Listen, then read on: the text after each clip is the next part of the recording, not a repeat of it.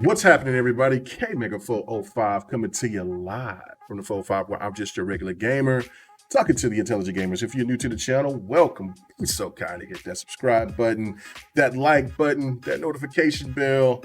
Leave a comment, share this out. Thank you in advance, man. It helps out the channel. I really do appreciate it. So let's get into this video, man. I'm definitely kind of intrigued to talk about it because it's something different. It's not something that I normally talk about all the time. So here we go. Let's get to it. Boom. Let's talk about it. Masters of the Universe. Now got to do a little backstory quickly. So again, if you've checked out my last video where I was talking about Xbox needs more Japanese games and stuff, and then I was talking about like the Japanimation or anime, all the stuff that I used to watch back then, from the Guyver to Ninja Scroll, all that stuff back in the days. um I I also watched a lot of just regular cartoons and also cartoon movies. I mean, Transformers, a movie, is one of my favorite movies of all time, and it's an anime. Of course, I used to watch when I remember the first time when I seen Heavy Metal, I was tripped out and all of that. But you had He-Man, Masters of the Universe. You had the Ninja Turtles, you had Mask, you had GoBots, you had, of course, G.I. Joe, Transformers, you had, low key, I like Jim because the way that the schedule went right after I came out to school, Jim was on, and then G.I. Joe and Transformers. So I just watched it and I caught myself liking it. So, like Jim, and then, of course, when my daughter was coming up, and then back then, of course, there was My Little Pony, there was, what was the other one? Rainbow Bright, and just tons of cartoons. I mean, they even had a Dungeons and Dragons cartoon way back in the days. Smurfs and all the rest, just tons, just Visionaries, Silverhawks, just greatness, right? Just times are just not like that anymore. It looks like anime is taking over compared to the regular cartoon, but yeah, He-Man was definitely up there as one of my favorites. And so when they said that they were going to reboot this, and I seen the trailer about a month ago, I got hyped. I was like, oh man, okay, all right, let's go ahead and check it out. And it was going to be on Netflix. Then I kind of figured that it was going to be more serious because some of the stuff that I have seen, it's been more adult oriented. So I was looking forward to it. And so also there was a lot of friends that seen it, that just that loves to binge watch. They told they've already watched it. They can't wait for me to see it. We talk about it and things like that. So I was like a hype, and so I said after GRG Friday night I'll check it out. So for me, I don't watch television series and stuff like I used to. I used to be a crazy TV nut. But I'm more of a sports fanatic. I watch all types of sports in the news. I'm big fanatic on politics and on sports, and then of course video games. And so that's just kind of like my entertainment. And I love watching movies, but not so much TV series. I've caught some TV series here and there. There's some out here that I haven't got a chance to finish or haven't watched yet. That some people are like, "Are you crazy? You haven't watched that?" Like Breaking Bad. I think I've seen one episode of Breaking Bad. And I know people are going to hit me across the head and that. My son and even my mom tells me I'm crazy. But regardless of that, right? I was intrigued about this and I was excited about it, right? So watched it, and then I made a comment on Twitter. And once I made that comment, a lot of people coming after me at my throat saying, how can you like this? How can you do this? I'm coming in just to be entertained. I'm not looking at it from any type of agenda or anything like that. I thought the voice acting was absolutely stupendous. I thought the animation was great. It looked good, high quality. I thought the story was the way that the story they built up, and I watched the whole season. I didn't just watch just that first episode. Now, with that being said, though, the first episode did leave me kind of like, whoa, what's this about? And I'm going to give you a scenario to another show that people was telling me about, and I eventually caught myself watching it. And then I couldn't stop watching it, and I watched that whole night watching every episode of Invincible. The first episode kind of reminded me of that. It was kind of boring with Invincible. It was kind of like, okay, what is these? These look like some fake broke ass Justice League cats. You got a black Batman. You got a weird Wonder Woman, Hawk Hawkeye, whatever. This is crazy. Like, what this drunk Flash? What's happening here, right? Like, and then you got the dude that's the main character. That's this like big Superman guy, right? So, and then he's teaching his son how to fly, and I'm like, what is this? Why people tell me to watch this stuff, man? And so I was almost done right about that point, but I kept watching, and then the ending happened. And then when after the ending happened with that, I was kind of like, okay, all right. So then I kept watching it, and it was amazing. Invincible is fantastic. I definitely do recommend it. And so with the ending of this, I was like, on a Masters of the Universe, it left me like, whoa, what? How is this possible? But the beginning of it was kind of like, it's the same old He-Man, Skeletor. He's making a plot and he's going to lose and this, that, blah, blah, blah. But they put a twist to it. And that's where I got more intrigued because of the fact of because everybody, and I was catching on to it for everybody saying it, but I was wondering where they would go with it, basically. And this is spoilers, so if you haven't watched it, I'm sorry, but here you go, right? He-Man, or I should say Skeletor, was trying to take Grayskull once again, and everybody was clowning about it. Like, look, how many times are you going to keep losing and failing on trying to get Grayskull? Your attempts is awful. Like you got a rate of damn near 0 to 1,000. Like it's just awful, right? And so eventually, what he did is say, look, I've kept on doing this for a sole purpose, and I found out the real reason why I want to take over this. And so then, also when him and He-Man got into a fight, it got a little adult because He-Man stabbed him after Skeletor killed Moss Man, which I thought I was like, okay, all right, interesting. And then when he stabbed him, he was like, finally, boy, you know how to use that sword. And so I'm like, well, shit. And then everything else kind of goes the way it goes. He-Man basically gets revealed, and Teela and everybody else finds out who he is. Skeletor's he's just a boy. And then after that, I guess for a lot of people, all hell broke loose because Adam is theoretically just like dead, right? And the sword splits in two. One goes to hell, one goes to heaven, right? So I felt like that Invincible moment and said, oh, this is really intriguing. I want to see where they go with this.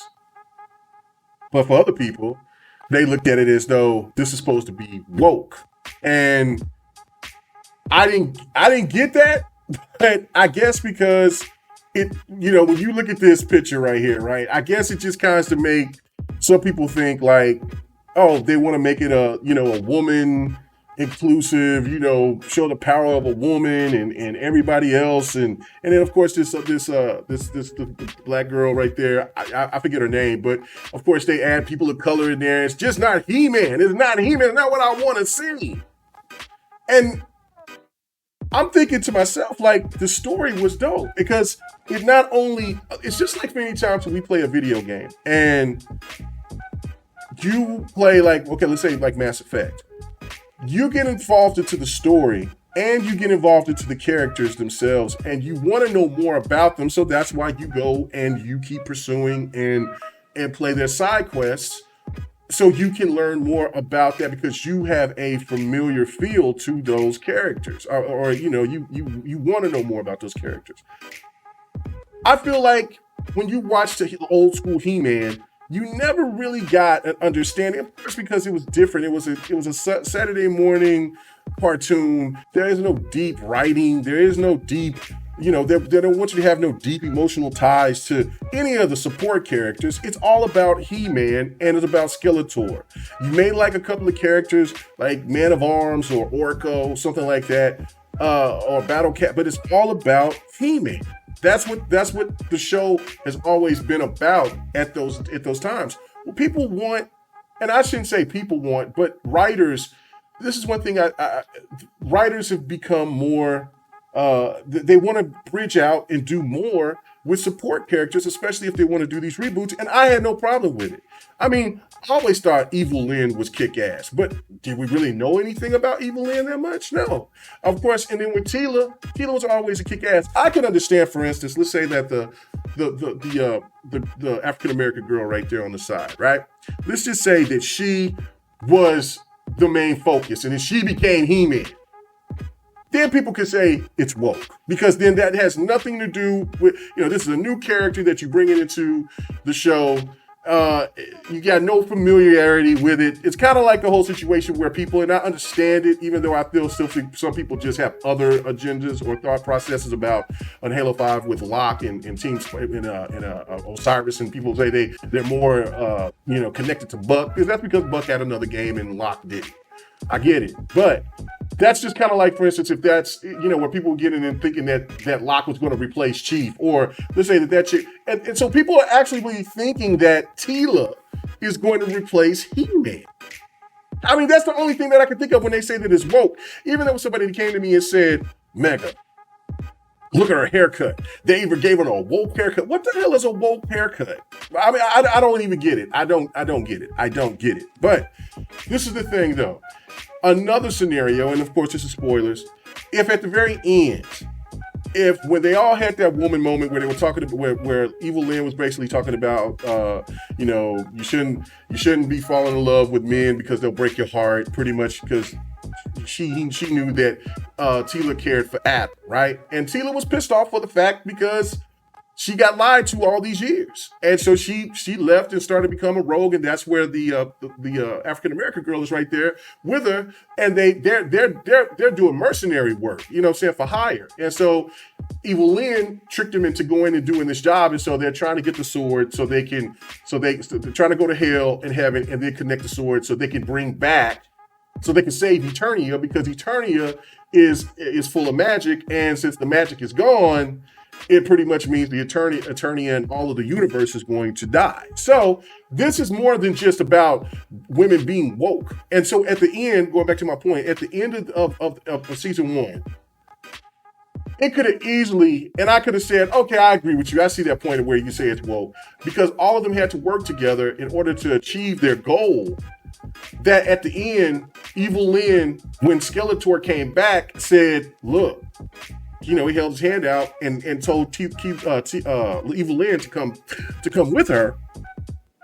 Then she could have went and said, no, I mean, these are my new friends. I see my worth, and this is about, women liberation and strength over powerful men who just keeps leaving us astray and breaking our hearts. Then I could have totally understood that, but that's not what happened. Evil Lynn, just like you said, she, no hard feelings, but he's my weakest. So how is that woke? How is that woke? Please, ladies and gentlemen, tell me, how is that woke? Where's the wokeness when a woman is falling for a man, a powerful man that's always had this over her, and she still goes right back? So I don't see the woke moment in that. I just think it's just great storytelling and help in getting and making the support characters get some shine. And of course, it also kind of shows that Teela is going to basically be She-Ra. From my understanding, from what I've seen, I'm kind of thinking that this is going to be She-Ra, which people are going to be asking for She-Ra too. And it also kind of makes me feel like, oh, well, season 2 is going to be ridiculous, is because after the situation happens, Skeletor is now all powerful. He has the sword now. Adam's in a bad state. And they're going to need all the help that they can get. And He-Man's going to come back some kind of way and be a badass and save the day. That's how I look at it. I don't see anything woke about that. I see that they're building up the characters for people to get invested into everybody else. And then you bring back the champion to go ahead and help save the day. But he can't do it alone because Skeletor is going to be that much of a badass and his army is going to be bigger and badder. I think that that's great. That's the same type of scenario that I would like with Halo Infinite, is to have Chief have all the help that he can get, so they can see that he is that he can't do this alone. He can't fight the Banish. He can't fight the Flood. He can't fight the Covenant. He can't fight other Spartans that may go on rogue. We'll see if that happens. I hope that does. But we can't see if they let that happen. Then to me that's a joke. And if you just sit here and just do the same storyline where He-Man just comes in, kicks some ass, everybody laughs, and you don't get any depth of the character, that show is not going to last very long. You see what I'm saying? So that, to me, people are paying for the show. This isn't a free show that's on television. like it used to be. This is where people have paid money, and this show will get like, oh, okay, I see great nostalgia. I love it. Great voice actors, but I'm done. Let's go on to something that got some more depth. And so to me, the story seemed more in depth than anything. So I don't know. I can't wait to hear what you guys say in the comment section. I don't see anything woke. This is, to me, is not no damn woke haircuts.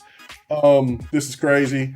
I just think it was a kick-ass show. I thought they did a fantastic job. And the true fact is that Man of Arms was the baddest dude was the baddest person on the show. Tila she had her moments where she was vulnerable. But Man of Arms was about that business, about that work. so I mean, and he saved Tila numerous times. So again, this is where I have the problem, where people keep trying to say that this is some kind of woke whatever, and then they review bomb it. Now, just watch it for yourself, guys, and just see what you think. If you have not watched it, I recommend it. I think it's a good show, and this is coming from a person who don't even watch a lot of television series, and I don't try to dissect every little thing like trying to say that this haircut is woke. Lord have mercy. Everybody have a good one, man. Don't forget, hit the comment section. Let me know what you think. Everybody have a good one. Peace. Where's my band? We got to get out of here. Oh, this is woke. He's carrying her out of here.